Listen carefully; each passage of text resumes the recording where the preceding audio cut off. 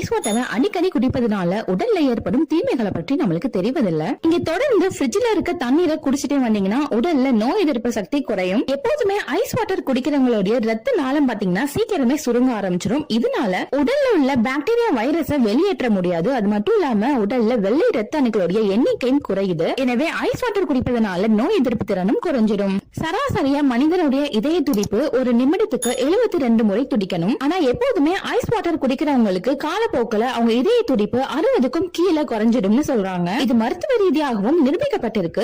Ice வாட்டரை விரும்பி குடிக்கிறவங்க இந்த பாயிண்ட நோட் பண்ணிக்கோங்க. சிலருக்கு பாத்தீங்கன்னா ஜில்லுன்னு தண்ணீர் குடிச்சாலே தலைவலி ஏற்படும். இதுக்கு காரணம் என்னன்னு பாத்தீங்கன்னா ஐஸ் வாட்டரை குடிச்ச உடனே மூளையில உள்ள நரம்புகள் எல்லாமே சுருங்கி விரிய ஆரம்பிக்கும். இது ஒரு மோசமான விளைவை ஏற்படுத்துது.